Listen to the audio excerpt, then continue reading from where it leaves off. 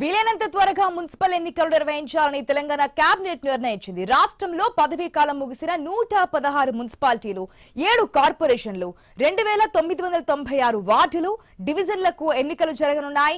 Dedicated commission నివేదిక ఆధారంగా రిజర్వేషన్ల ప్రక్రియ కూడా పూర్తయింది.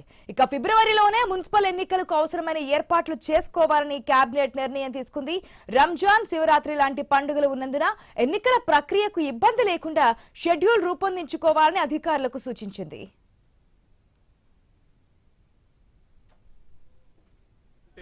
కార్పొరేషన్లో టైం పూర్తయిందో, ఈ మున్సిపాలిటీలు కార్పొరేషన్లు టైం పూర్తయిన 116 మున్సిపాలిటీలు, 7 కార్పొరేషన్లు, 2996 వార్డులు, డివిజన్లు, వీటిలో టైం పూర్తయింది కాబట్టి వీలైనంత తొందరలో ఎలక్షన్లు జరపాలని ఆల్రెడీ డెడికేషన్ కమిషన్ నివేదిక ఇవ్వటం జరిగింది. దాని ప్రకారం 2 రోజుల క్రితం రిజర్వేషన్లు కూడా ఫైనలైజేషన్ చేయటం జరిగింది. రాష్ట్ర కేబినెట్ వీటన్నిటి ఆధారంగా 15వ తారీఖు, ఫిబ్రవరి 15వ తారీఖు శివరాత్రి ఉంది, 16వ తారీఖు నాడు రంజాన్ ఉంది. వీలైనంత మళ్ళీ ఆ తర్వాత పిల్లలకి ఎగ్జామ్స్ ఇతరత్రా ఉంటాయి కాబట్టి వీలైనంత తొందరలో ఎలక్షన్లు జరపాలని ఈరోజు ఏకగ్రీవంగా రాష్ట్ర కేబినెట్ ఆమోదించడం జరిగింది. గోదావరి పుష్కరాలు 2027 జూలై 27 నుంచి ఆగస్టు 3 వరకు నిర్వహించనున్నారు.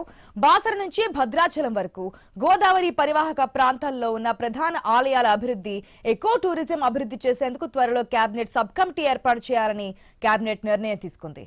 ఇక బాసర నుంచి భద్రాచలం వరకు ఒక సర్క్యూట్ ను అభివృద్ధి చేసేందుకు ప్రణాళికలు సిద్ధం చేయాలని తీర్మానించింది. దేవాదాయ, రెవెన్యూ, అటవీ, పర్యాటక, పురాతత్వ శాఖలు సంయుక్తంగా డీటెయిల్ రిపోర్ట్ తయారు చేయాలని అధికారులకు సీఎం ఆదేశించారు. మార్చి 31 నాటికి సమగ్ర ప్రణాళికలు రూపొందించాలన్నారు. ఇక హైదరాబాద్ మెట్రో రైల్ ఫేజ్ 1 ప్రాజెక్టును ఎల్ఎన్టీ నుంచి స్వాధీనం చేసుకునేందుకు సంబంధించిన ఇంతవరకు జరిగిన పురోగతిని కేబినెట్ సమీక్షించింది. ఈ ప్రక్రియను వేగవంతం చేయాలని నిర్ణయం తీసుకుంది. మెట్రో ఫేజ్ 2A లోని 4 కారిడార్లు, ఫేజ్ 2B లోని 3 కారిడార్ల నిర్మాణానికి సంబంధించిన ప్రతిపాదనలు కేంద్ర ప్రభుత్వ ఆమోదం కోసం పెండింగ్ లో ఉన్నాయి. ఈలోపు భూసేకరణ ప్రక్రియను వేగవంతం చేయాలని కేబినెట్ తీర్మానించింది.